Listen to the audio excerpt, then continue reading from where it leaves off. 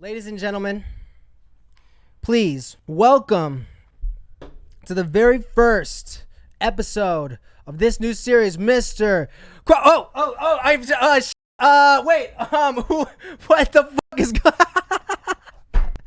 Everybody, please welcome to the stage, I think, who's going to come out right now, Mr. Crawford John Collins. Everybody give it up for Crawford. Oh my God. It's really him. It's really him. Guys, I know it's kind of a lot.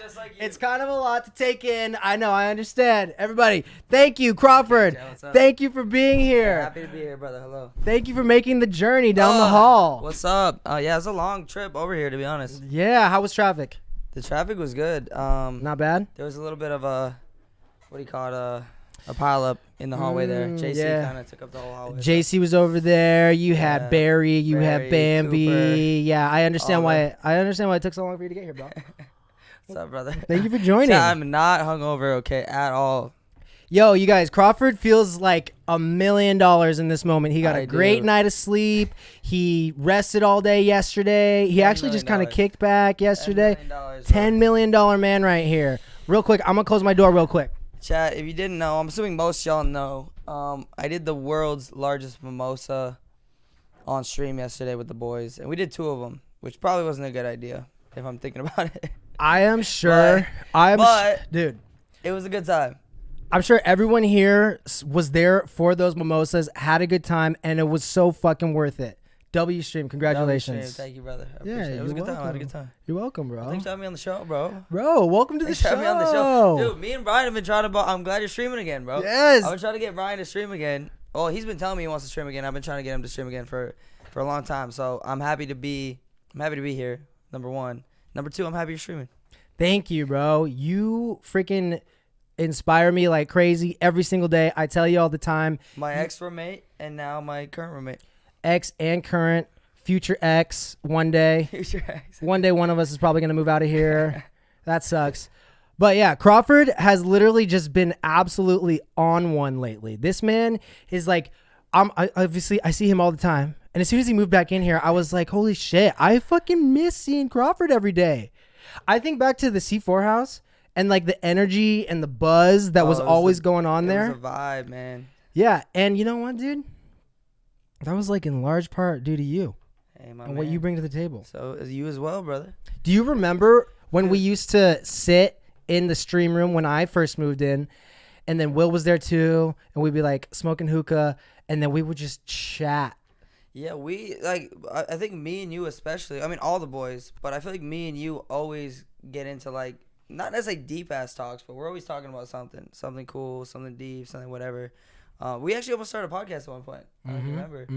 Because, me and Brian, listen, we love to talk. We love to talk about a lot of, like, interesting topics. And I feel like you know a lot of different things that I don't know about and, vice versa. But likewise.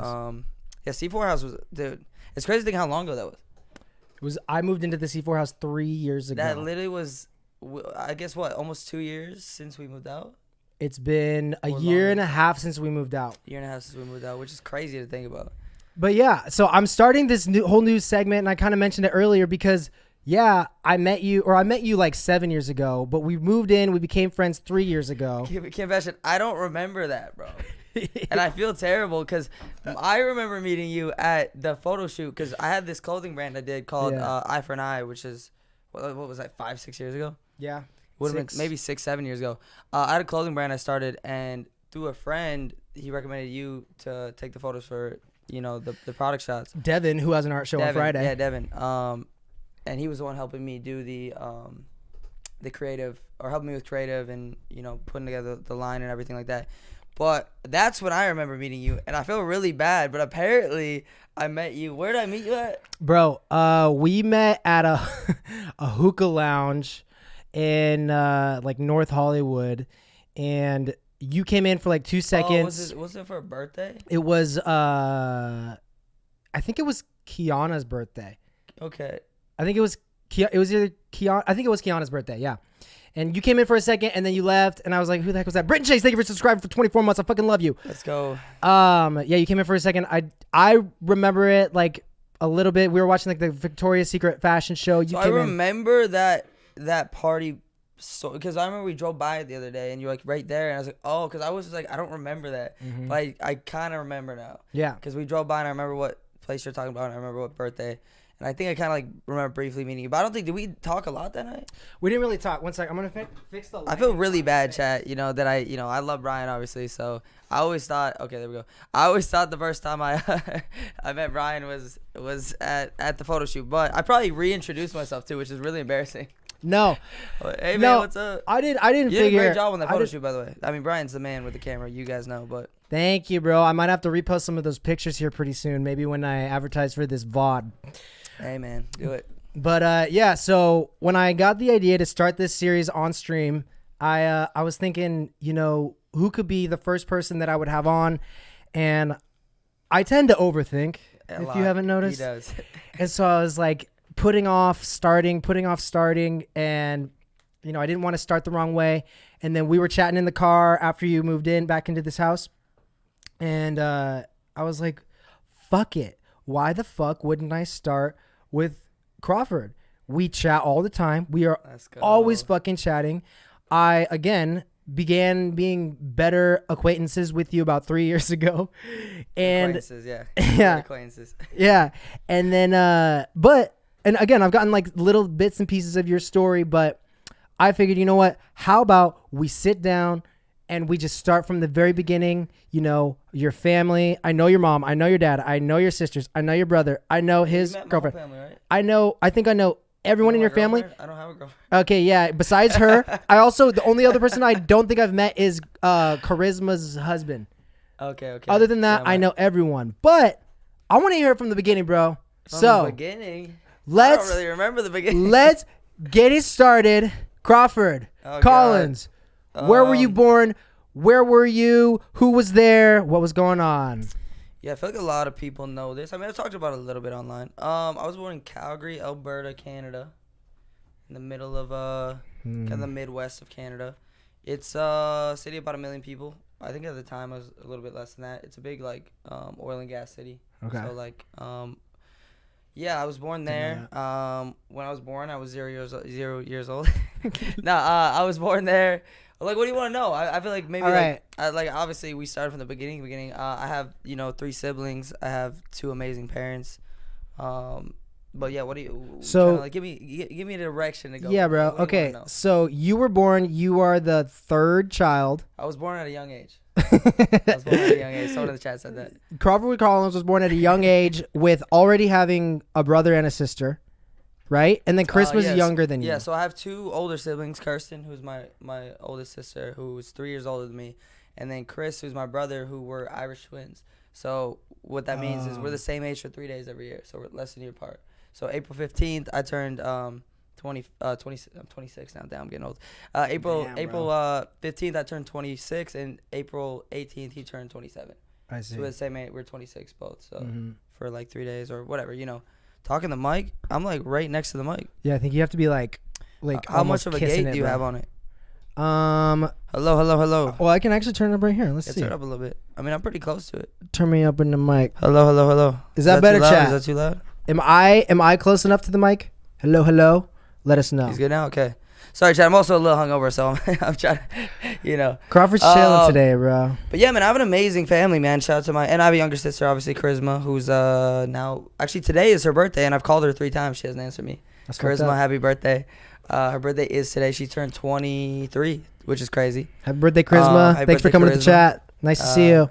I have 3 amazing siblings, man. I have 2 amazing parents. My dad was from pretty close to Calgary. He's from a place called Three Hills, actually. Okay. He grew up in a town of I think at the time less than 1,000 people. I think now 2,000-3,000 people live there. Dang. But very, very, very small town. I think about an hour out from Calgary. My mom's from Sault Ste. Marie, Ontario, which is the other side of Canada. And was your mom more so like stay-at-home parent, or your dad, or So what were they when doing? I was growing up, my parents both did network marketing. They were working for a company called Ambertech, which they sold vitamins. My dad's always been very health conscious. and this company has a lot of really good products for like all types of stuff. Like where they get their stuff is all like naturally sourced and really good. So they were doing that, working together, and then obviously when they started having more kids, my dad kept working. My mom was more of like a stay-at-home mom. Okay. So yeah. Okay. And so you were growing up, you were playing hockey. That's all I know that you did as a kid before Yeah. like all the social media crazy stuff happened. You were playing hockey. That's all I know that you did before you made a Vine account. Yeah, the dream for me growing up. So from a young age, my dad was a hockey player, and from a very very young age, my dad put me in skates, put me on the ice. I think I was like 4 years old when I skated for the first time, 4 or 5 years old. And I very quickly, started to love it, and I was actually really really good at it. I started playing AAA hockey, which essentially is like the highest level you can play for your age. At a young age, and the dream at the time was to be like an NHL hockey player. I mean, in Canada, hockey is such like everybody plays hockey. It's like you can't go more than like 100 feet without there's like an ODR, which is an outdoor rink. Like how like out here they have basketball courts all over the place. In Canada, it's like literal like hockey arenas. Really? And like the city keeps them, like they'll Zamboni them and they'll make the ice clean. Like all winter, you just go out with your skates and you just play hockey. Tons of Like, pick up outdoor hockey, rinks. yeah. I actually did not know that. Canada. Yeah, huge thing in Canada. Like hockey's like the number one sport. Like I think basketball's getting bigger there now and stuff. But yeah, so the dream as a kid was always to be a hockey player. And then I also loved video games. I've always loved video games. My parents had to take away so many games from me from a very young age. I would play games all day long. Yeah. Like whether it was like I was into like RuneScape. I was a big nerd. Love RuneScape. Club Penguin, Toontown, NHL. I used to play the NHL game nonstop. Need for Speed. I feel like, okay, so the way you've been talking about gaming recently, I feel like it became a passion of yours. Yeah, so it's as a funny kid. because I talk to my parents all the time. Now I'm like, I laugh with them because they're like, they would take the games away from me because back then no one was making money playing games. Like that was they thought I was wasting time. So to me, they're like, or to them, they like obviously were doing what they thought was best as parents, and like they're like, oh, when I play too much, they take the games away from me, or like I used to play Call of Duty and I was like ridiculously good at it as a kid, and they're like, oh, it's too violent, you can't play it, so I wasn't allowed to play anymore. Damn. But I laugh with them now because I'm like, well, now that's like pretty much my job. Yeah. You like, literally. Which is kind of crazy, and I always say it to my stream, and I always say it. You hear me say it all the time. Like, man, I have the best job in the world.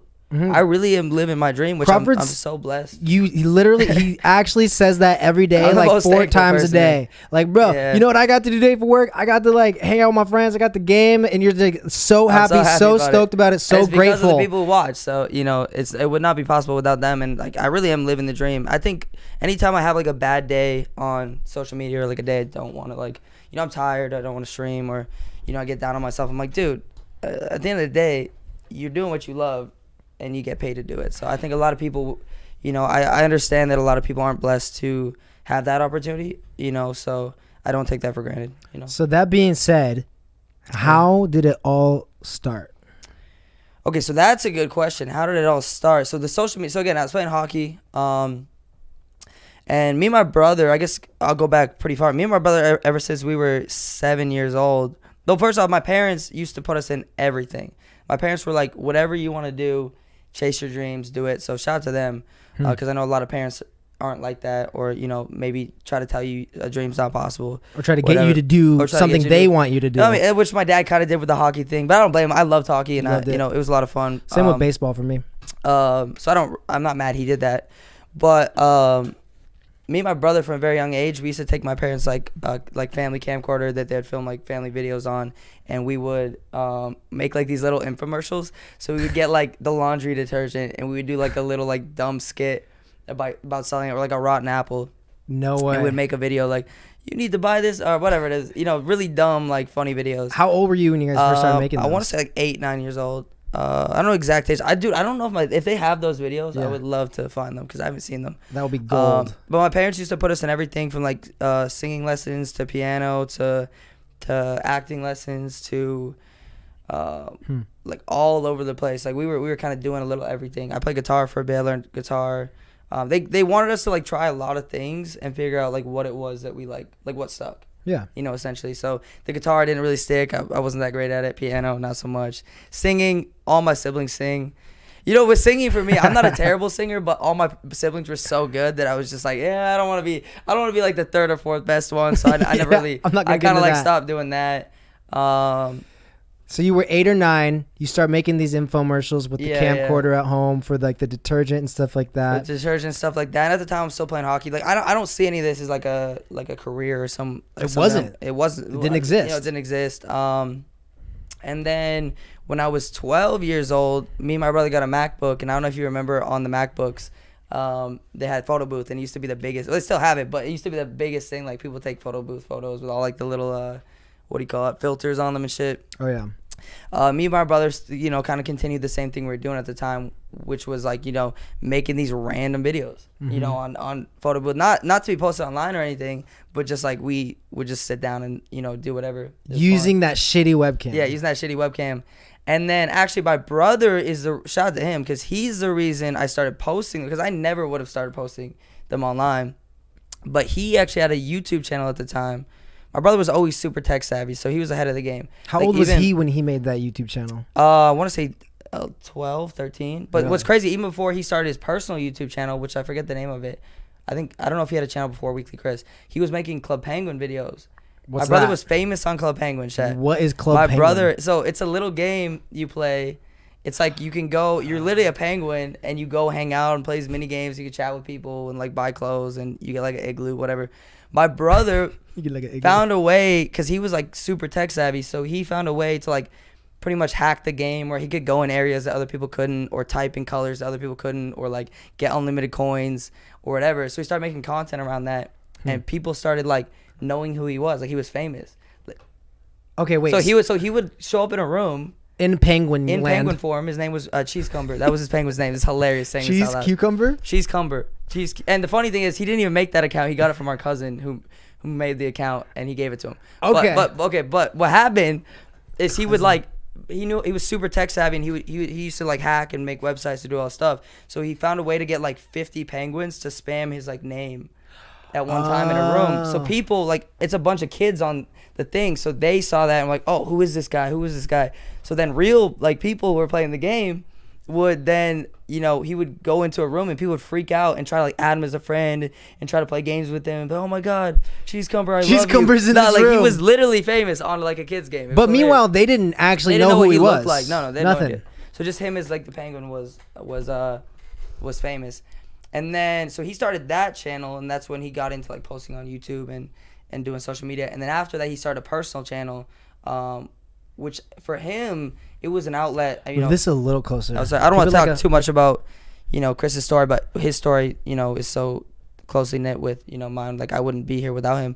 He started a YouTube channel, a personal one, because my brother was very like socially awkward as a kid, which you wouldn't know now. He's like the nicest guy ever, talks to everybody. Such a good though he's vibe. afraid to talk to people. Like he literally was like mute. Like he wouldn't talk to anyone. He was super like introverted. And his way of like, his outlet was YouTube. So if you watch his YouTube videos, he was like this crazy, over the top, energetic, like talking like super fast, like cracking jokes. And then you met him in person, he was like the complete opposite. But that was his way of like outletting, I guess, that energy. Like that was his outlet to like express himself. Express himself. Yeah. Yeah. He could do things that he didn't feel comfortable doing In with person. people. Yeah. That was his way of like, you know, doing that. And then he started to post those videos. He was about like 6 months in, or a year, 6 months to a year, and he started getting traction. And then we started a channel. He's like, well, why don't we start posting our videos? Because we were making all these random dumb videos on the webcam on the iMac. And we started a channel called Bro Vlog. Bro vlog. Yeah, like vlog, like video, and then bro, like obviously we're brothers. Bro vlog. and Dude, we should start a vlog called Bro Yeah, Vlog. we just started posting these Okay. videos. So like they were just random, like they're still on YouTube. I think I have them privated, but they're hilarious. Like we're literally like these little ass kids. Like the videos make no sense. Like there's no plot, there's no story, there's no there's no reason for these videos at all. But they're just like super dumb, whatever. But once again, way ahead of the curve, way ahead of your time, because so much content isn't even about like necessarily having this perfect narrative or this Yeah. huge point or even this huge punchline. It's just you're showing your personalities. Well, especially back then, you know, back then social media was so different. Like nobody was on social. Now every celebrity, every company, and there's billions of dollars poured into this space. But back then there was no money in social media, and there was like, so no one was really taking it serious. And like you almost didn't need to, like now Mr. Beast spending $5 million a video. You know, back then you didn't need to spend crazy amounts of money in high production or whatever, like, because That's all there was. that's all there was. Everybody was just on their webcam or on their phone camera, or like You didn't have to compete with you some didn't even have, like, think of the setup asshole we have with right a here. fucking You know, 4K camera Yeah. Well, not with that- amazing there's audio. nothing wrong with that, though. No, there's nothing Like we're wrong with doing right that. here. No, but it's true. Yeah, it was just, you know, that wasn't a thing back then. So, you know, even though the videos were so simple, they started getting traction because, like, you know, we were just posting and no one was posting, you know. Mm-hmm. And then that kind of started getting some traction. We were getting, like, not crazy views, but it was in the thousands. On you know, YouTube. On YouTube. And this is like what year? 2011? Oh, my 2011. God. It would have been, what, 15 years ago, I think? I'm 15 old. years ago, bro. 15, That's 16 years ago. Or 2008. 14, 15 years ago. I could check. Like 14, 15 years ago. So those videos started getting a little bit of traction. How many views? Like, what was your most viewed I think our number? most viewed video, well, right off the bat, I don't remember, but on that channel, I think like some of them got almost like 100,000. That was like the biggest stuff. Yeah. Like back then. But like average video was probably getting 3, 4, 5,000. Do you remember what it was like looking at a video that you guys made and seeing 100,000 underneath it? To be honest, I don't think I really realized how many people that was, I guess. Like it just, we were just making a video, like, cause it was weird. Like I didn't really associate that number with like real people, I guess. It almost felt like it disconnected, I guess. At the time. Well, it is. Yeah. Like now I like think about it, I'm like, damn, that's a lot of people. But yeah, and then I mean the story's we're kind of jumping all over the place timeline wise, but and then we started to do that and it was doing pretty well. We weren't taking it that serious. We weren't really making money. And then my family, since was 12 years old, they started flying us out to California. Oh yeah. For my sister to work on music. My sister's an incredible musician, Amazing. singer, like she's crazy talented, and she was winning a bunch of contests in Canada for singing and doing a bunch of stuff. So she was doing in-person performances there, yes. winning, and then like some record execs in LA were like, "Hey, come down here and record." Well, a little bit, but also my parents were just like, "Well, we've pretty much any opportunity there was in Calgary, which is not a big entertainment city at all, or really there's hardly anything like that there. They kind of had maximized the opportunity there. So they were like, okay, well, what's the next step? Yeah. If this is her dream and this is what she wants to do, how can we support that and give her more opportunity?" And they were like, well, let's go to LA. And we actually didn't really know hardly anyone down there at the time. But we started going out there, you know, every year. Your whole family? My whole family. My parents would stick us all in a car. And we would drive. drive 25, 30 hours with 6 of us in a vehicle. Because Calgary isn't directly above LA. It's like more to the east. No, it's a long drive. So you would drive across the U.S. like diagonally. Long drive. So we would drive 25 to 30 hours with 4 kids in the car, like pandemonium. And this is during the time when you had 100,000 views on YouTube. I think at that time we were only pulling like 4, 5, 10K. I don't know exactly what the views were. It was so long ago, but we weren't really doing that much. That's already kind of started while you guys are. Yeah, but we making didn't these even trips. see that as like it already started. But we didn't even see that as like a job at the time. There's no money. Like we weren't making any money doing that. No. And then so that became a thing. Like every year, once or twice a year, we would go down for at least a month, upwards to like maybe 2-3 months. And you So we were spending an average of like 2 to 6 months in LA every year since I was 12. like staying in a hotel or where did you stay? We stayed at a place called Oakwood. Actually, it's really famous. A lot of young actors and even Drake's rapped about it. Huh. It's sold now. It's called something else. Popular with the Canadians. But it's a very popular spot. So what it is it's furnished extended stay living. So a lot of actors who come out for pilot season who don't live in LA. Okay. Because pilot season is only a couple months a year. I don't know if you don't know how acting works. Like there's a specific season where everything gets casted, or most projects get casted and they get greenlit. like January, so people who don't live out here or want to be an actor will come out just for that specific season to audition. And Oakwood was a very popular place for them to do that because they had furnished apartments and they had you could do month to month. And then they also had a bunch of like community centers where they would do like free acting classes and workshops. Oh, and cool. like they really built a community of a really cool community for like young people who are trying to, you know, make it in the industry. Mm-hmm. So we met a lot of people through Oakwood. Actually, we met Brandon, who's my sister's fiance now, through there. You met him there? Met him what was he there. doing there? Was he going to be an actor? He was acting. He used to he acted on a Disney show a little bit, and he was trying to be an actor at the time. I didn't fucking know that. Now he's a realtor, and he does really well. That just crazy story. Wow. So yeah, we moved out there. We'd come here every once in a while, whatever. But I mean, this is such a long story. I'm trying to piece it all together. So when did you guys officially move to LA, and why did you decide to do it? Yeah, so fast forward, I'm 16, 17 around there. I just went to a new school for the first time, because I actually, funny enough, so I went to kindergarten at a private school. Okay. Then I homeschooled from grade 1 through grade 6, and then I went to school again from grade 6 to 9. Then I did online school for 10th grade, and then for 11th grade I went to a public school. Damn. So I've pretty much had every type of schooling you could think of. Yeah. And I just went to a new school. It was for the first time, and I had just met a bunch of friends. You know how it is when you go to new school. Like, it's tough meeting new people. Yeah. Whatever. So I had just went to a new school, just met all these new friends. Finally started feeling like, you know, situated in the school I was going to. And then my parents were like, dropped the ball on me. Like, hey, we're thinking about moving to LA, or we want to move to LA like full time. Yeah. Like, would you want to do that? And at the time, I wasn't really doing social media anymore. Like, I was just focused on being a high school kid. You guys had stopped doing the YouTube thing? Yeah, Chris was still doing it, and he was doing well. I had kind of just taken a break. Why? You know, I was doing it, but just not consistently. You just weren't that into it? Or I just think I was focused on being a kid. Yeah. I mean, not a kid, but, you know, a teenager. I was just focused on living life. Like, I was focused on, you know, learning, hanging out with people, making friends, playing hockey. To be honest, probably going out to parties. Like, you know, I was partying for the first time. Like, you know how it is in high school. Yeah. So I didn't want to leave.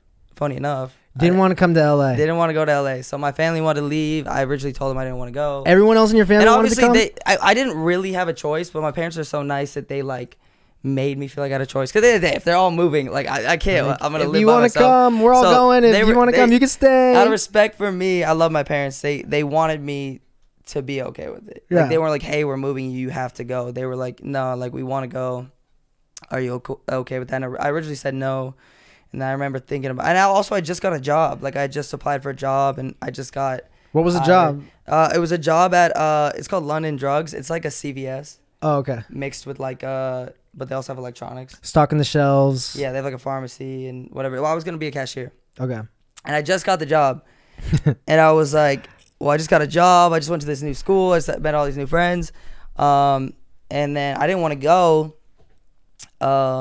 And then eventually I was like, I don't know what changed. I was like, you know, let's do it. Fine. Huh. Like, I'm down. Huh. And then within a couple months of moving to LA, my brother Chris, who had been doing well on social media up until that point. He was still just doing YouTube? He was doing YouTube, and at the time YouTube, yes. So right as we were moving to and I was doing, it's not like I wasn't doing social media. I just wasn't like you were focused on it. I wasn't focused on it. Like, I still had, I think, 80,000 followers on Instagram, and I still had like the YouTube channel that we'd post like once a month on, or you know, I didn't completely quit, but it wasn't really like my priority at the time. Yeah. And then my brother gained 1 million followers on Vine because he was doing YouTube, and he was part of a group called OPG, Our Pizza Gang. Our Pizza Gang. It was like literally like a collab channel.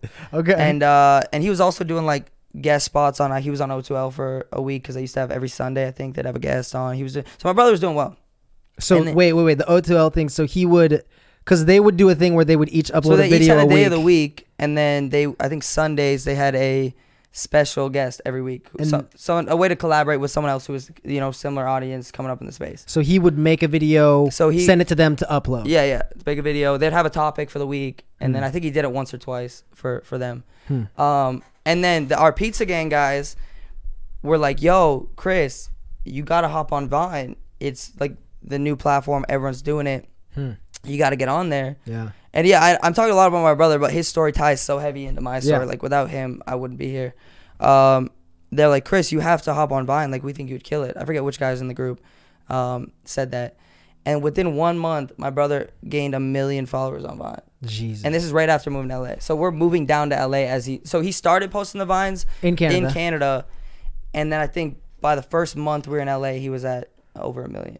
Like, okay. So this is right before my parents decided to move, and this is probably, so kind of perfect timing. But and it was like they moved to California mostly for your sister. Well, no, so they saw at that then, point they had seen that my brother was doing entertainment as well. So like everyone's doing it was this. like it was for my sister and my brother mostly. I mean, all of us, because yeah. they knew like I was doing it a little bit. Yeah. And my younger sister had shown interest in music and stuff as well. Okay.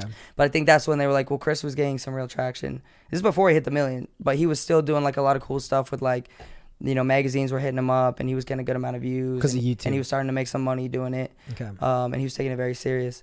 So I saw that, and then also my sister, was getting a lot of interest from like different labels and different like people in the music industry. So they're like, okay, well, now's a good time for us to like finally take the plunge and do it full time. That is so badass of your Take the plunge, parents. that's probably not the saying. Take the leap. Yeah, leap take of the leap. faith, do it. That's badass of them because they have their whole lives up there in Canada with And- your family and their friends, and they're like, our kids are doing this. Let's dive in. No, they're the best ever, man. And also Move too, to a different country. I will say at the time, my parents were broke when we moved. So they literally dropped everything and pretty much spent every dime in their bank account to like do this. Wow. So like they when I was growing up, we actually had a lot of money. And then when the 2008 market crash hit, my parents had a lot of real estate, and they had a lot of over leveraged debt, because obviously when you buy property, you take on a mortgage, and then in hopes that it increases in value, and then you're able to pay that debt off plus more. Yeah. But when the market hit, my dad had over leveraged, and he had all this debt, and then the property is now worth exponentially less. So we went from having like a lot of money. I think we, lived in a very nice house, and my parents put us in all these classes, and we're spending all this money on this stuff, to like us living like month to month, not having power sometimes in the house. Wow. And that's when they decided. Well, they're like, we have nothing to lose. Nothing to lose. Nothing to lose. Let's do it. Everybody hop in the car. What kind of car was it? At the time, I think we had was it a Dodge Durango? I don't remember. We had a lot of cars growing up. My dad was like buying and selling cars. I think it was a Dodge Durango. And I had bought a car at the time, so I drove it down. It was I paid $1,100 for it. It was an Acura Integra 1997, and I drove that down. Classic. Classic car. So yeah. Coupe. It was a coupe. A little coupe. Pretty fast car. Yeah, so when we got there, it was kind of like we, were kind of not sure what was happening. Like, there was no guarantee. We knew a lot of people in LA at that point, because obviously we had been coming for like, 6 years, but there was like no guarantee it was going to work out or how long we could afford to stay out there. Right. My parents were making some money, but they had a lot of, stuff they had to pay off and whatever. And then, yeah, within a month, my brother hit 1 million followers on Vine. And as this was happening, he was like trying to get me back into social media, because he knew I wasn't, really focused on it. And he always, he always believed in me, and he saw the potential that I had, even, to be honest, when I didn't. Yep. And, even when I wasn't focused, he kind of like was the one to like be like, hey, bro, like we should do a video, or like, hey, he even brought me on. I was on Our Pizza Gang I was an official member of Our Pizza Gang for I think like 3 weeks. And then we ended up like, I think the whole channel ended up dispersing or whatever. Okay. So he was trying to like bring every opportunity he could. He was trying to like lift me up and help me out. Do you remember what was kind of keeping you from just diving in for a little bit? I just wanted to be a kid. Yeah. I didn't want to grow up. My focus wasn't how much money I can make or how can I be successful. I was still figuring out how to function as a human. When you're a teenager, like you're trying to figure out like how to talk to girls, like what's up with like how to make friendships, like the shit you worry about in high school is I wasn't worried about that. Yeah. I wasn't focused on, to me it wasn't that I didn't enjoy it, but it was just like kind of not my priority. So then finally, what is the straw that broke the camel's back? You're like, okay, I'll fucking start doing social media with you. So he was like, you have to get on Vine. And I was like, okay. And we made a video together, and he revined it. And I think it got something like, because he was at the time like at 500,000 followers and blowing up so quickly. And at the time, I think it got like 1 million views or something, 100,000 likes. Yeah. Or like 50K likes or something crazy. Jeez. And I was like, okay, well, I'm out here in LA. I enjoy doing this. I have someone to help me out in doing it. My brother, he's down to help me out. And I was like, I'm gonna lock in because I'm here. Yeah. Why not? I already left all my friends in Canada, whatever. And yeah, from that point, I think I gained 100,000 followers in the first month on Vine. And then I think it took me about 6 months to hit 1 million. And then from there, it just kind of like snowballed into like, I realized I was really good. I realized I was really good at it. I think I found a love for it, and I've always been really good at analyzing. I'm not the most creative person. Not to say I'm not creative, but I've always been very good. I think my strength in social media was I was very good at analyzing data, and analyzing trends and seeing what worked, and being able to kind of like not game the system, but I really knew how social media worked. You know how it works. I knew how there was no algorithms back then too, so it was a lot different. You know how systems work in general. Yeah, I knew how. I knew how to get views. I knew what worked. I knew what didn't. I knew why things worked. I analyzed what other people were doing right and what they were doing wrong. What did you see worked about Vine at that time? So YouTube, there's no share. In order to share a YouTube video, I would have to share it to an external link. Like you would have to like send it to someone's phone. You can't share it directly on YouTube. So if I wanted to share your YouTube video, I couldn't share it to my YouTube followers. On Vine, they had the Revine, which was the craziest thing, where if I had 1 million followers and I wanted to collaborate with you, I didn't even have to make a video with you. I just had to Revine your video. So what we would do is I would go to people with similar following, like people like Sam and Colby at the time. Wow. People like the Dolan twins. People like, I'm trying to think of some other names. Like these were people that were coming up around the same time and doing Vine. And we would text each other. Oh, Jake Weber. So funny that. What? Jake, yeah, so funny. Really? Now that, yeah. You would Revine back and forth with Jake? So we would text like R for R, Revine for Revine. And you would say how long you were going to leave it up for. And then, you'd pretty much share when your new video went up. So there's no algorithms back then. So they had a popular page and a feed. So if I was to Revine, the goal to get on the popular page, which was how you gain followers the most, was based on how many likes you got in a certain amount of time. Okay. So what would happen is if I was about to post my Vine, right before I posted, I would hit up like five to 10 of the homies who have a similar following. Like, hey, I'm going to post it this time. You're down to Revine for Revine. So in advance, set it up so that when your video dropped, everybody Revined it. Okay. So then you would get the maximum amount of likes in the first hour, and then you were going to get higher on the popular page, and then more people are going to see your video. You guys would all help each other behind the scenes. Hey bro, I'm about to premiere this 6-second video. Yes. Revine it all at the same time. You would be surprised how much time some people put into a 6-second video too. Really? I talked to some of these other guys who were doing more like high level production. They would have like 2 cameramen, and they would have like editing software. And at the time, you couldn't upload to Vine. You had to film in the app. But we found an external website where you could upload edited videos to Vine, which you weren't supposed to. But other people couldn't do that. Other people couldn't do that. Kind of an advantage. Yeah, kind of an advantage. So. Okay, so you figured out how to use Vine. You are texting with Jake Weber, R for R. What does that stand for? Sam and Colby, Jake Weber, all these guys. Revine for Revine. Revine for Revine. And you grow on Vine. Do you remember kind of like what that season felt like for you? Okay, so yeah, I moved to LA. I was broke, like dead broke. I didn't have insurance on my car when I drove down. Wow. I was so broke. I quite literally couldn't insure my car. I was driving illegally because I worked a summer job at a theme park to buy that car, and then when I was going to school, I didn't have a job. Yeah. And so I would give people rides home from school for like $2 a toonie, we call it in Canada. For the businessman. For gas money. I drive them up the street. They're like, you drop me off on the way to school because they'd have to walk home or take the bus. I'd be like, okay, yeah, $2. $2. I'll drop you off on the way. It probably cost me 50 cents in gas or whatever. Profit, baby. So when I moved to LA, I was so broke, like crazy broke, and I brought this car down here, whatever. Yeah. So when I started taking off, I remember my first brand deal was for I think the app was called Scout, which it was like a dating messaging app. I don't think they're still around. Like the first Tinder. Yeah, kind of like Tinder, just like Tinder. And they offered me $300, and I was like, holy shit, bro, $300. That's like 150 rides for my friends. Oh, bro, it blew my mind. I was like, bro, wait, I can actually make money doing it. I think that's, at the time being broke, I was like, fuck, I'm sick of being broke. And when I was like, dude, I can make money, like, because up until that point, I'd never made any real money in social media. I'd made some money, but it was never anything like sustainable or anything I could live off of, So you were like $300. $300, and then very, very quickly, because of how fast, again, 1 million followers in 6 months. And not just I gained 1 million followers on Vine in the first 6 months, but I also was very good at cross promoting.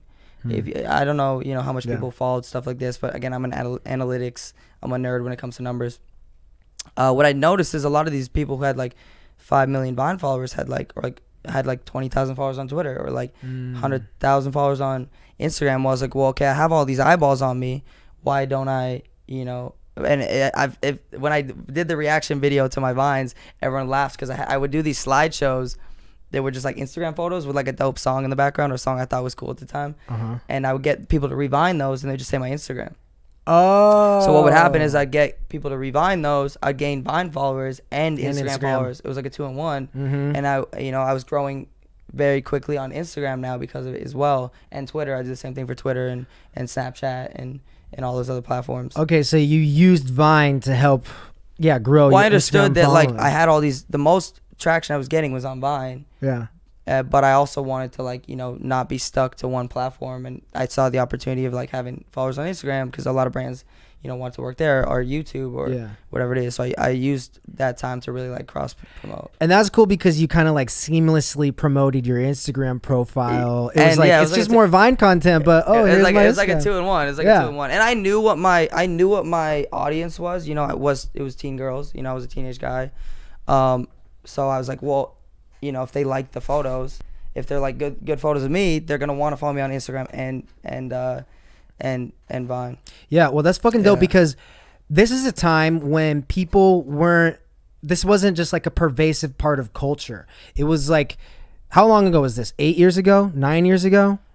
This was dude, it's crazy to think normal. how long ago Vine was. Yeah. And it wasn't normal. Ago, and I remember 9 years actually. Yeah, holy shit. I remember thinking like, oh man, like it'd be so weird to promote myself. Essentially, it'd be so weird to be like, hey, go follow me here, go subscribe here, like and comment. Well, you never want to do that to because it's always weird doing it to people right? I never promoted my stuff to anyone I knew. Yeah, because to me, I felt like that was kind of cringe. It felt cringe. Yeah.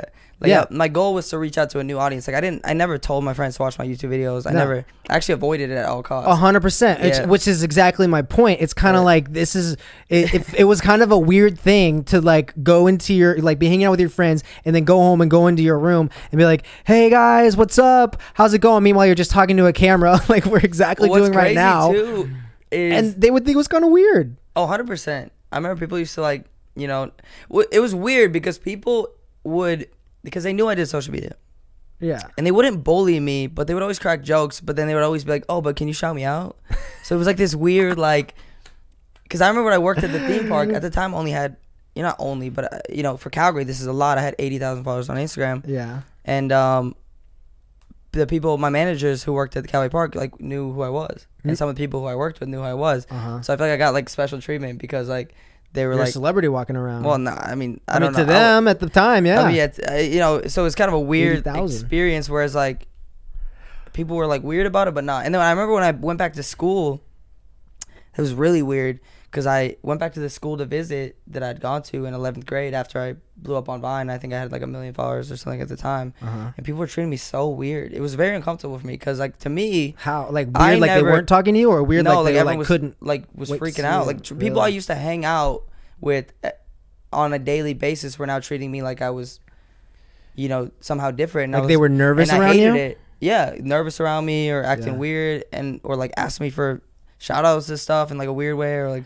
And to me, I was like, well, I'm no different. Right. Like obviously I'm doing well, but it's like it was the first time I experienced anything that was like kind of people treating me differently because, not the first time, but it was like a weird kind of switch. Like people, I think, give too much. People give too much credit to having a following. And it's must have been an alienating experience going to your own high school, people you used to be friends with, everything used to be normal, and then now you're going there and it's like, oh, like I can't just hang out with you anymore. Yeah, like it's just not. It doesn't feel right. Social media then, I think it was just a weird, bro. It was a weird couple years. Just everything happened so fast. Like I went from being a regular kid, going to a high school, broke regular kid, going to high school, just got a regular job, and to like now I'm going on tours. Like I did like a 20-city tour with Digi Tour,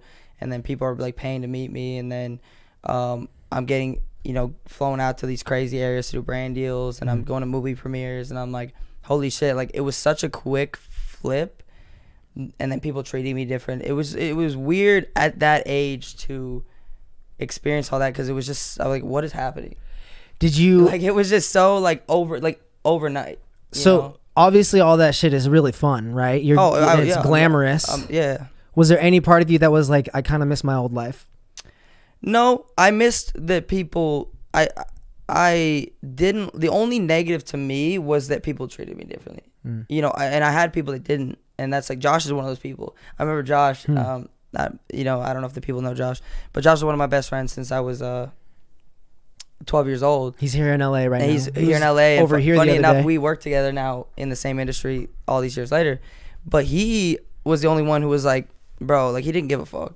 Like he treated me exactly the same. Really? Like, if I got any sort of ego, he would be the first one to check me and be like, bro, shut the fuck up. Like, Really? Which I loved, because Yeah. I'm like, that's what, you know, everyone else was just like, you know, I understand how someone like Justin Bieber, who's 20 million times more popular than I ever was. Yeah. Imagine like how weird it must have been him growing up, and all you have is yes men around you, and all you have is people who are like, yeah, bro, like of course you're gonna get messed up, bro. Yeah. Like you need real people to be like, bro, what are you doing? To like, check you. To check you. And he was one of those people who was like, when I would kind of like get an ego or say something that was like out of line, he'd be the first one to be like, bro, shut up. Do you remember a specific moment like that?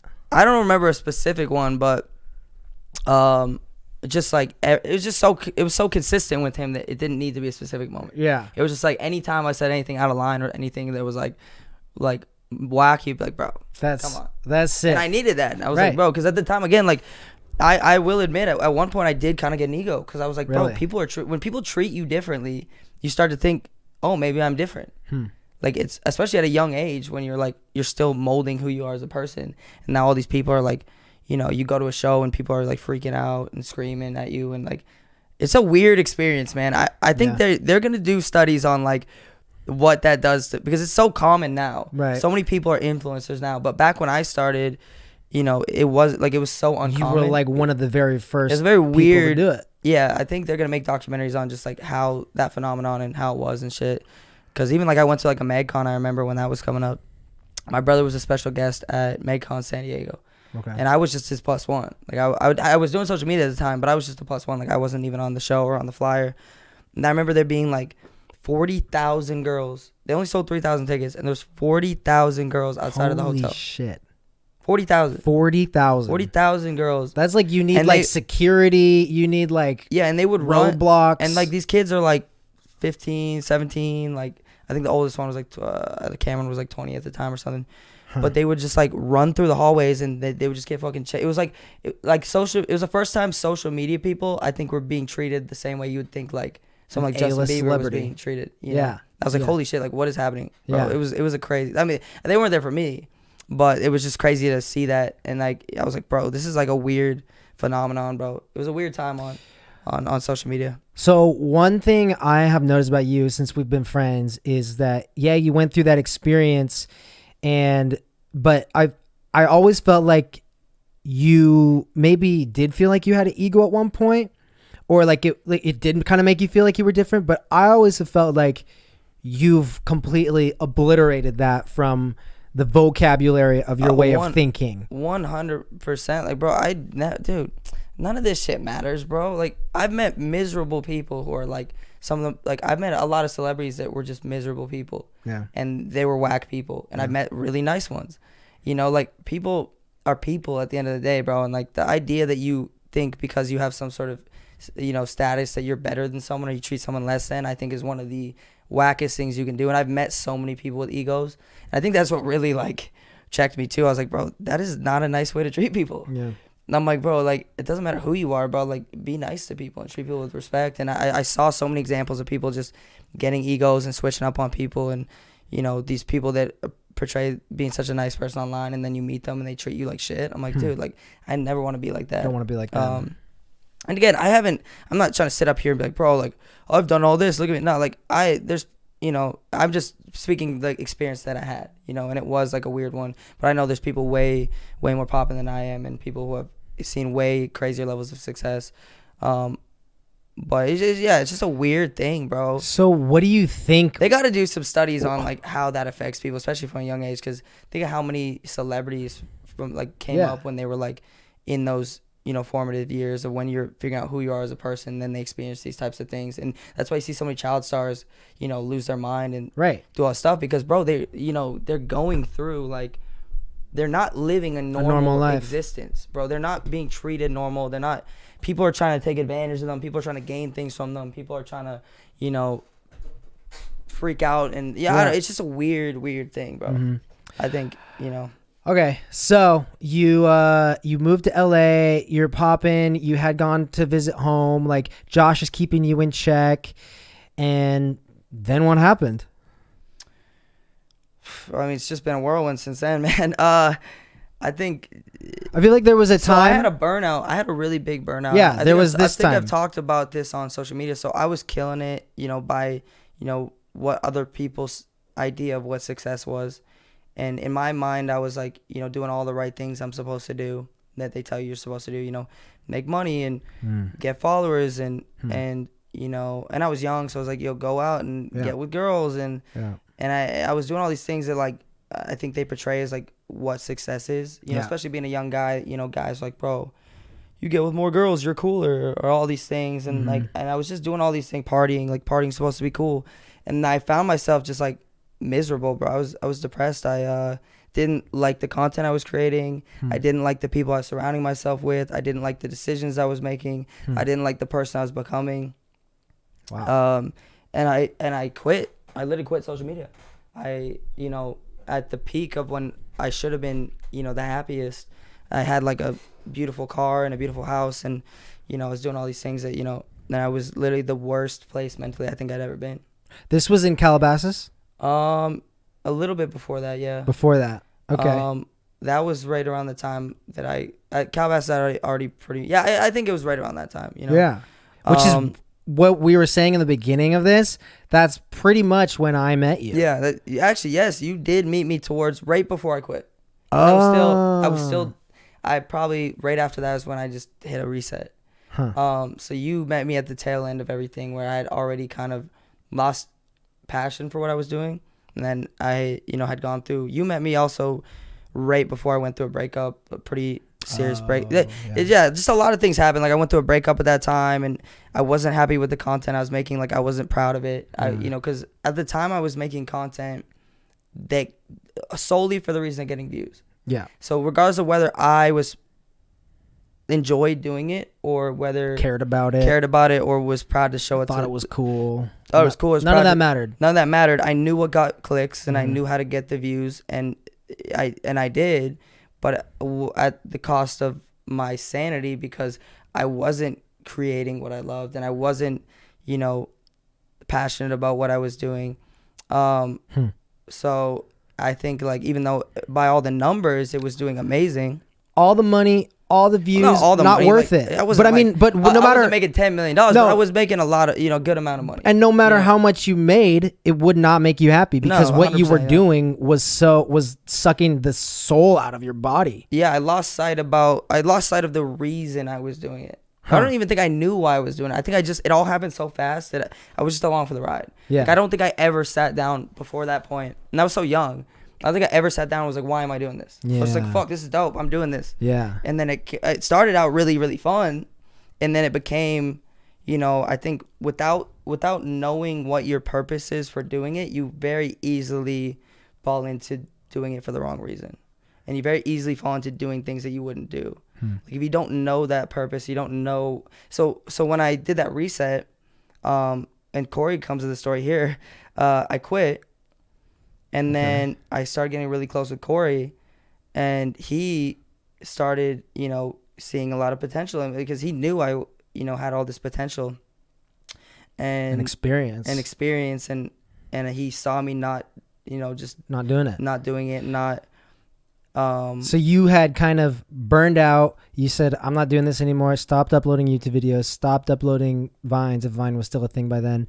Stop posting on Instagram. You're like, fuck it. Like, this isn't making me happy. This is making me miserable. What's crazy too is it got to such a bad point financially because I quit that and I was so bad at spending my money because I was young and I was stupid and I was making all this money and I was buying cars and spending a ton of money on rent and like nobody taught me how to Clothes. I probably spent. You like clothes, bro. I probably spent before I was 21 years old. I probably spent over $100,000 on clothes. That Like is just really fucking crazy. dumb. Like literally. I bought 2 brand new cars in a year because nobody taught me how to spend money, and I'm making this money so easy. So in my head, I'm like, oh, I'm gonna keep making this money so easy. Right. It got so bad to the point where like I think my monthly expenses were, I was spending like 10 grand plus a month at this point, and I made $900 in 1 month. I was like, bro, what the fuck am I doing? Holy It's like, this is not sustainable. And I had I made $900 in a month, and I had a $70,000 car sitting in the driveway that I hadn't driven in 5 months because I couldn't pay to insure it or register it because I had to pay taxes on it, $7,000 to register it. I was just making really, like, I pretty much got myself from up here to like fucking ground zero. Like I'm back at square one. Like, or even below that. And then my audience, like my numbers were down because I wasn't posting, so people stopped caring about what I was posting, and my views were down on the videos, and my bank account, I was broke. What were you doing? And what were you spending your time doing? Going out? I was spending my hanging time out? finding myself. So Whoa. I don't regret it because the goal was not to. I had already, again, like I said, it didn't make me happy to get the numbers and get the money. I was just miserable as a person. Forget social media. Like, take all that away. I didn't know who I was. And I was like, what am I doing? Like, who am I? Who is Crawford? I just got out of a relationship that I thought was, going to be the person I was going to be with forever. And, that went south. And then, I just kind of went on like a soul searching journey. It sounds cliche, but I'm like, corny. No, absolutely. But I just like, who the fuck is Crawford, bro? Right. Like, what am I doing here? Why am I on this planet? What's the purpose for doing what I'm doing? What did you like? Did you like go? How did you process those thoughts? Did you like go to the beach? I mean, I look at was the still sunset? making dumb decisions. Like, it's not like I went on like a sabbatical and I was like perfect overnight. No, like I was still going out and partying, and I was still like doing dumb shit. But I was like taking a step back and like kind of being, I don't know, thinking about it. So that was when it started. Again, it wasn't like some magical, like I had an sure. awakening one day and I was magically this new person. And for sure, no, it was like I was still doing dumb shit and I still was probably not good at spending my money. But it's not the same. Enter, like, that's when you were thinking about all this. Is that when you kind of started hanging out with Corey? Yeah, right around the same time. So we actually, funny enough, we'd go out and party and stuff. And I became really close friends with Corey really quickly. I think within like a month we were like best friends. I was hanging out with him every day. Wow. Every day. How did you guys like first initially meet? Just out? You met out? We actually met through my ex. Oh, okay. Yeah, we met through my ex at the time. Through Emily, and she introduced us, and cause she used to be, I mean, she's friends with all the guys and JC and Kean and Corey and all them. Mm-hmm. So then I got really close with Corey.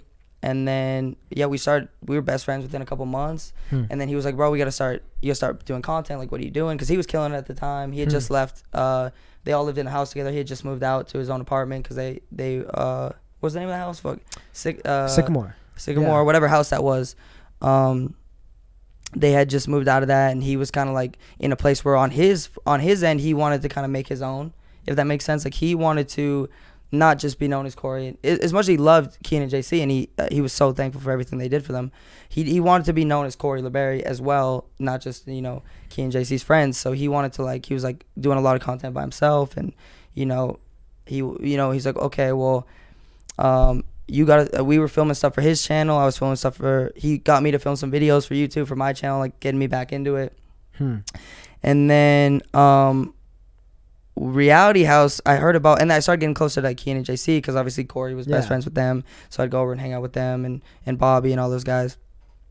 And at the time, I wasn't that close to Kean and JC, so we were cool, but we weren't like that close. Yeah. And then I heard that Reality House was happening, and I was like, bro, Corey, bro, tell them I want to be on the show. Like, dude, like, I would love to do it. Like, tell them, like, put in a good word for me, bro. Like, come on, man. Like, because I wasn't close enough to K and J to ask him. Yeah. I was like, bro, I'd love to be on the show. I think it'd be so cool. And I've actually always been a big fan of K and JC's videos, funny enough. I used to watch their videos back in the day when I was creating content, and O2L and them were kind of like the blueprint of kind of like what I kind of wanted to, kind of the way I want to take my content. Yeah. So I was like a fan of what they did, and I followed all them back in the day. And so you were like, "Yo, bro, I was like, they're doing this show. I was Tell like, yeah, him they're doing I'm a show." down." I was like, please tell him I'm down. And I think he asked them like a bunch of times, and then they said no. Really? They said no because they Like, nah, not this Crawford No, because guy. I wasn't popping at the time. Like they're trying to make a show, Yeah. and they're not that close with me, and they're trying to make the best show possible. So they're trying to get people who are doing well. And at Yeah. the time, I was kind of posting, but not really. Like, they want people who are active in social active media. in That's the social point of the media. show. I wasn't very active at the time. So Corey tried his best, and then What happened? what How'd happened how'd was they get the call? was Tana Mojo Okay. was supposed to be on the show, but she's notorious for not showing up. Oh. So the day of, she just didn't show. she didn't show up, and no I way. replaced her. They're like, "Fuck, Carl, we need you." They to called replace her." you. And they called me. And you went that day. Yeah, I went that day. Well, I mean, Do you remember what you were doing? well, at Where that were you when you time- got this at phone that time, call? I was at this time. They actually we skipped a little bit in the time frame. This is like a year after Corey moved into the apartment. They had moved into the other house together. So I was around K&J all the time. I was at their house all the time because I was kicking it with Corey, and Bobby was there and everything. Strom. Yeah. So this is when I was like starting to get close. That's with when I would see you So more. they- and so I, they would say- they would- wait. I have this one memory of you at that house when you guys were filming the video where you switched lives for a day.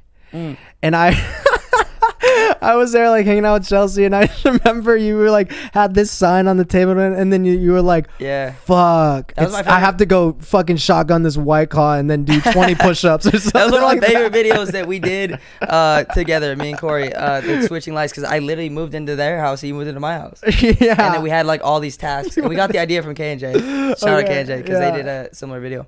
Or pretty much, we ripped the whole idea off, actually. Yeah. Not a similar video. It was their idea. It was We that recreated idea. it. Credit them as producers. Credit them, yeah.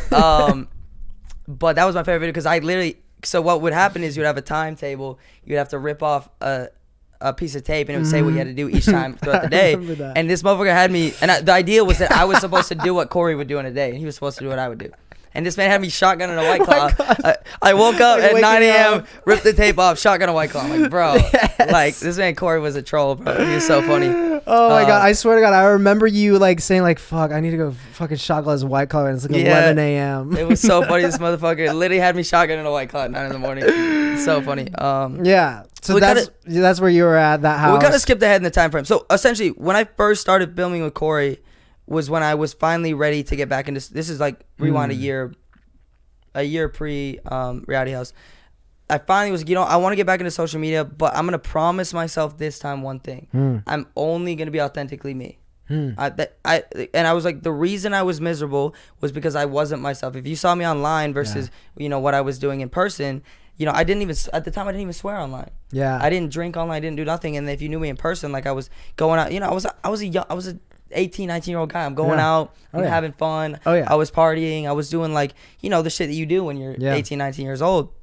But online, I wasn't swearing. I was like this cookie cutter like image, and I was making this content that was super cringy. It felt because I fake. knew that the girls liked it. Yeah. And it was super fake. So I made a promise to myself. I was like, if I'm gonna do this again, I'm gonna do it authentically me. That means I'm gonna talk about, I'm gonna swear, I'm gonna talk about drinking. Like, not that any of that stuff is that crazy, but up until that point, I thought it was so crazy to share that online. Oh, that was fucking crazy. But And now, I didn't. like, we're drinking on stream, all the time and shit. I get it, bro. I was Yeah. afraid to swear online. I didn't swear online until I moved into the C4 house. When I worked with a lot of brands too, and brands at the time, especially then, didn't want to associate themselves with people who weren't family friendly. So I was working with Apple, I was working with Beats, I was working with Coca-Cola. I was working with like these, huge brands. Fortune 100. And I was like, well, that's a big reason why I never shared any of this stuff online, because I'm like, and also too, I had a lot of young fans. Yeah. So I didn't want to like, especially at the beginning, I didn't want to like, be a bad influence on people as well, and be like, so that was part of it too. But so then I made that promise, and then That's crazy, bro. I love that. And I literally, if I can't stop you for 1 second, I feel like I love hearing that, and I see you do it, and I've seen you doing it since I moved into the C4 if you meet house. me, listen, chat. If you're to meet me in person, I'm exactly the same person as online. You would not, and I know so many people, and I'm not gonna say any names, but I know so many creators, so many creators, and my brother included, that went through the same burnout because they were lying to themselves. They were lying to the people online, and they were creating a fake persona to get views and and to be like this person, but they're not that person in real life. And bro, It's exhausting. it's exhausting. You're living two lives. We're basically Hannah Montana. You get the worst of both worlds. Yeah, the worst of both worlds, bro. It's not like that. It's not. And she got burned out on it too. Yeah, 100%. Like it sucks. Same things. Oh, that's why all those child actors go through it too, because they're supposed to be this cookie cutter. Like for Disney, you're supposed to be cookie cutter, perfect image. And then all those kids are out partying. They're doing they're doing the being same normal shit. people. Every 16-year-old, 17-year-old kid does the exact same shit. Everyone is freaking out. Justin Bieber's throwing eggs at someone's house. Like, I bro, fucking threw I eggs at people's house. Bro, like, I wish I wouldn't have, but I was 15 once. Yeah, people held like they hold these people to such high standards, social media people, celebrities, whatever. When like they're figuring life out too, bro. Yeah. Like they're doing dumb shit. Exactly. They're not like and they hold them. They expect people to be this fucking perfect like, and that's what I felt like I needed to be. I felt like I needed to like. I didn't want to let down my family. Yeah. And I come from such like my parents, you know, are they're very loving, but they're, you know, they're very Christian, very traditional, very like traditional. Yeah. Wouldn't want me swearing, wouldn't want me drinking, wouldn't want me. Most parents don't. Yeah. So and you know. So I felt like I had to be this fake version of myself, and I felt like I couldn't share it online. I felt like I couldn't, you know, open up to people about it, you know, online or whatever. Yeah. And you know, mixed, but it wasn't. But yeah. Then you and Corey start your channel. You literally sit down with yourself and you're like, look, I know where this goes. If I try to be someone else when the camera's on, I'm not going to do that this time.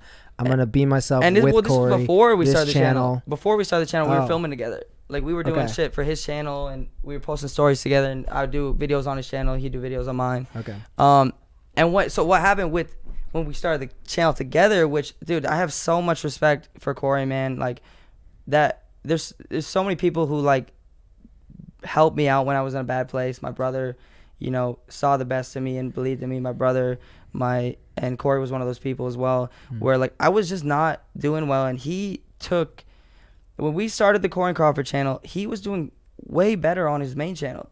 He was doing really well on his main channel. He's making good money, and he took time away from building his personal brand and a channel that was succeeding on its own to put time into a channel that was making him way less money. Yeah. That he also had to split with it. somebody, and you know he was editing the videos, and he was getting me up in the morning to go shoot them, and he was, you know, fuck, I'm gonna get emotional, but. No, I really appreciate it. It was kind of crazy. But yeah, when I was in a bad place. So yeah. Fuck it. I don't want to get emotional on the stream, but that's my boy, and I love him forever, and I'm forever grateful, and I appreciate that, man, so much.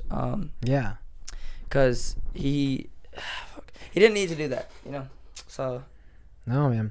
But I feel like he knew what you had still. You know, that this untapped into potential to be a creator again.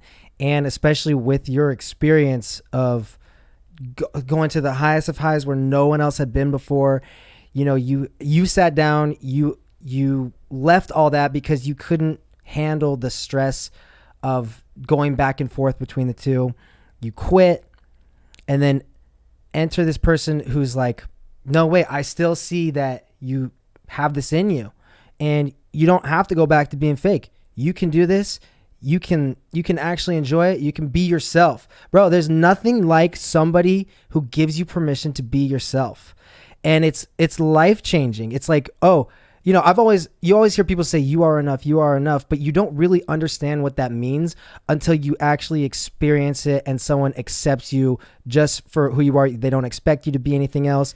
And it came through on camera too. Yeah, people like appreciated you for being you. Unconditional friendship. You know, he wasn't friends with me to, like, there's nothing he could gain from me. Yeah. You know, it wasn't like, you know, I was obviously always a great friend to him. As much as I could be, but like there was no like monetary gain, or it was about you guys being together. Yeah. And I'll also say this: every time that I would come around or like run into both you and him at parties or at Saddle Ranch or at a fucking club, you two were the people who would talk to me the most, together or separately. What I loved about both him, would man, give me a big hug and like actually start up a good conversation, like chatting. And like I feel like that's why you guys like. I think we both were clicked. just such people that like we accepted everybody for Yeah. who they are. We're not, and that's why for me in life too, like, and I think that's why we got along so well is like we're both the type of people that we don't need to gain something from you to be friends with you. Yeah. And there's a lot of people in this world, as terrible as it is, where their friendships are conditional. People are, conditioned on, you work together, conditioned on, they can get you into these parties or they can do this for you. Like me and Corey, and I try to be like this with everybody I know, and I know he was like this times 10. Anybody who we ever met, he didn't care who you were. Like he was gonna treat this guy who's he could meet Justin Bieber and he'd treat him the exact same if he met some guy he's never met who works at like a coffee shop. Same. He'd treat Justin Bieber the same way that he would treat me or you and, or and anyone. fucking so did you. And also, as you're saying this, I'm kind of like realizing that's what you do for me, and that's what I felt when I moved into the C4 house. Was I came in there. Now I'm gonna get emotional. I came in there and I'm like, I've been making content. I've had a camera for years and years, but like it's been mostly, I'm shooting weddings or every once in a while I'll make a vlog for fun. Like I'm not doing it professionally, like for myself, me as a influencer, creator, whatever.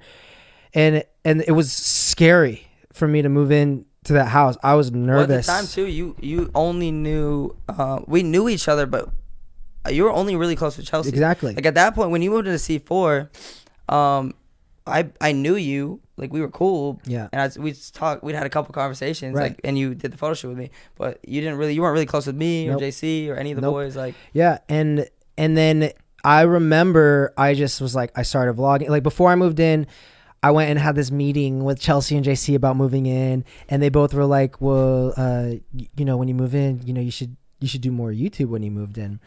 And I was like, well, I fucking will. And not to cut you off, but also huge shout out to JC as well, because he's one of those people who, just like Corey, he sees the potential in people, and he'll give you like, he'll extend, he'll help you out as long as you're willing to put in the work. He sees the potential in people, and he'll do what he can to help lift people up around him. So 100,000,000%. Keen as well, bro. Both of them, K and J, bro. They're just so. They're so selfless in that way. Like they see potential in people, and they really, the same way Corey did for me, they do that for people around them all the time. So well, and they've created this like ecosystem of our whole friend group where we're all able to have like the most amazing jobs ever making content together. Yeah, because between my brother, Corey, and K and J, like they have helped me the most out of anybody in terms of just like having my back and supporting me and giving me opportunities. Yeah. Because, I think and another reason why I'm so, thankful to be in the position I am to bring that back is like, dude, I could never have done that without them. Never. Without my brother supporting me and believing in me, without Corey doing it, without K and J, putting me in their videos and the reality house and all that. So like, and even all the Cam boys, like, all the shit they've done for me, and I'm not in this position without. That's why it's like, how can you have an ego when like, dude, I wouldn't be here if it wasn't for the people. Like I try to do the same for people around me, and that's why I love our friends group, because everybody's on that same wave. It's like we all lift each other up together. We all support each other. We all have each other's backs. Because like none of us are in the position we're at without each other. Without each other. So. We're not like self-made people. We're together made. Yeah. And also, and not to take away from, because K and J are, dude, they're fucking legends, bro. Yeah. Like they don't need anything from. No. They don't need anything from us. Right. They've been doing it at that level since they were, dude, 10 years now, 12 years now. So the fact that they're willing to kind of like, and obviously we try to like support them in anything, like if they need us in videos or they need to, help with this, like we always try to like, do as much we can back to help them out as well, but they don't need us, right.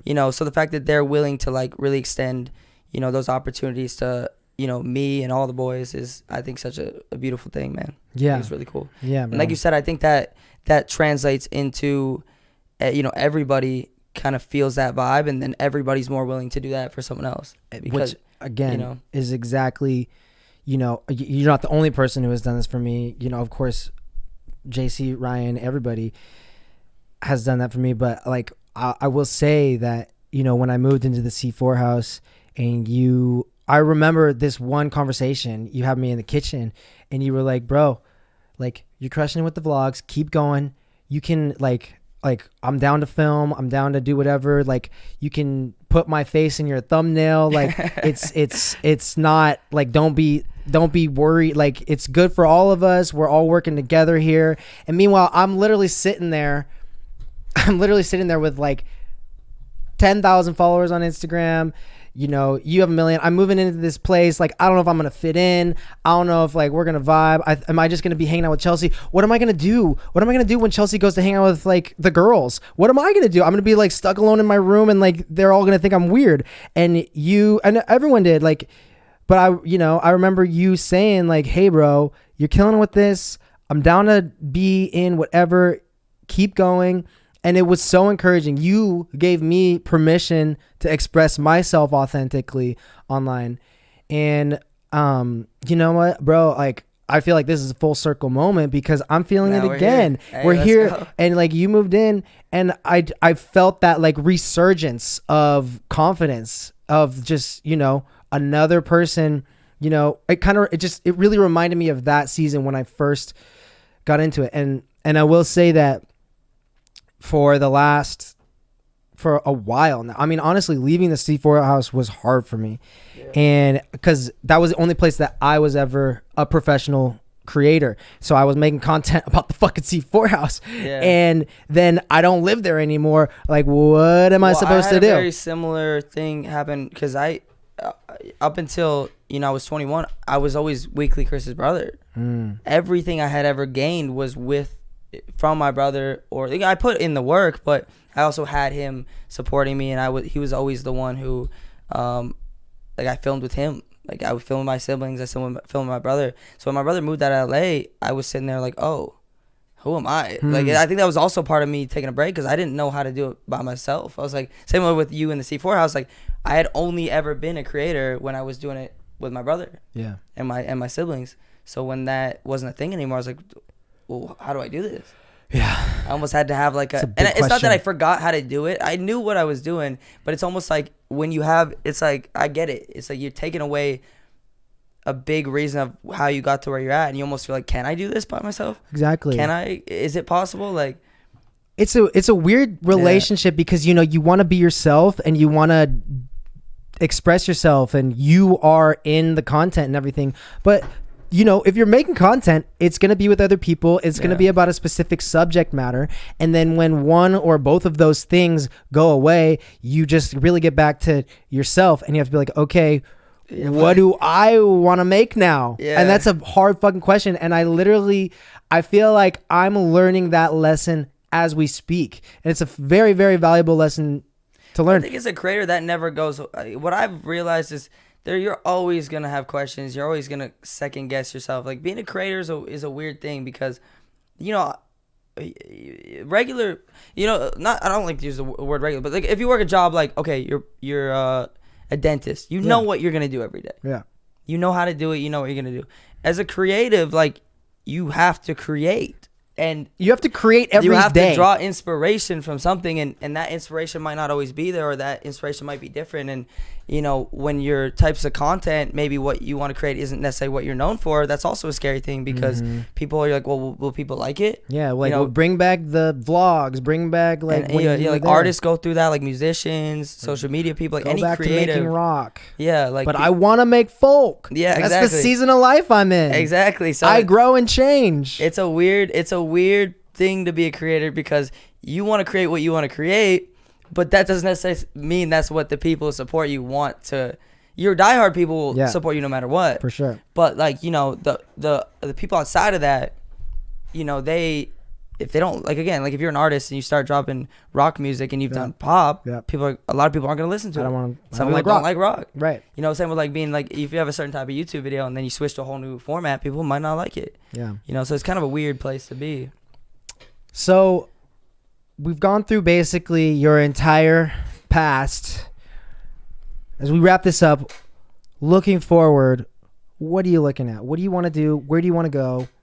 And why? Dude, I genuinely am, I think, in the best place I've ever been. I'm really excited. I'm just excited about life, man. I'm excited to get on stream. Yeah. I'm excited to film a YouTube video. I'm excited to travel. I'm excited to meet new people. I'm in just such a season of, you know, really appreciating what I have and not being like, oh, I have to stream, but I get to stream. Yeah. Not saying, oh, I have to make a video, but oh, I get to make a video. Yeah. Or like, and trying new types of content, trying new types of, I'm just excited to do what I do. Yeah. I love it. I have the best job in the world. I really do. You're I'll keep grateful. saying it, man. I love what I do. I love what I do. So you feel like, you know, instead of really thinking like, oh, like one day I want to be here, you're like, hey man, I'm on top of the world right now and I'm appreciating it. I don't think I've fully maximized. I think I'm getting better as a creator, and I think I'm putting out better content, and I think I'm learning new things, and I don't think this journey's over. I don't think I hit the peak. Yeah. I think there's so much more I can do in this space, and I think I haven't even fully tapped into fully what, I think I can accomplish, and I'm just excited to keep building. Hell yeah, bro. I'm excited to keep creating and keep building. I'm excited. Bro, we get to create for a living, man. Not Yeah. many people can say that, and it's such a blessing. Such a blessing. It really I'm is. excited. I'm excited to freaking build and create with I'm you. excited you're starting a podcast, man. Hey, can we get some Yeah, W's in the yeah, chat? Dude, me and Brian have been talking about doing a podcast Forever. for 3 years. 4 years. 3 I don't years, know, bro. Long time. 3-4 years. 3 years ago, I moved to And- the C4 house. It's like midnight. We're smoking the freaking hookah and we're just chatting like crazy. I think it's only right that, I was on the first podcast, and I appreciate you having me, brother. I agree, bro. I'm excited to hear more stuff from you, and I'll be listening to the podcast. And I'm down to come back on in a couple months if you want me back on the podcast. Absolutely. And, dude, this is fun. I could talk all day, bro. I love podcasting because, me and Corey did a podcast for a bit. Yeah. And all the footage got lost.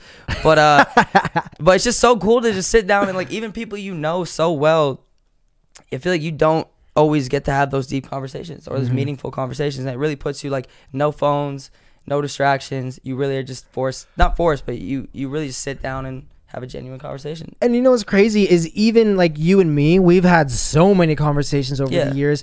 But even now, like this was the most intentional conversation we've had. Even now, I'm still learning more about you. And every question that I asked, You just learned about me. I want to learn more about you now, Brian. But bro, yeah, I'll share whatever. I I'll go don't- on your podcast. But every question I asked of you was just out of genuine curiosity as you were going through every little piece of your life. There were like a couple of things that I definitely wanted to talk about, but they both came up naturally. And then as you're talking, I genuinely just want to know. I'm curious as to like what your thought processes were, how you were feeling, and everything like that.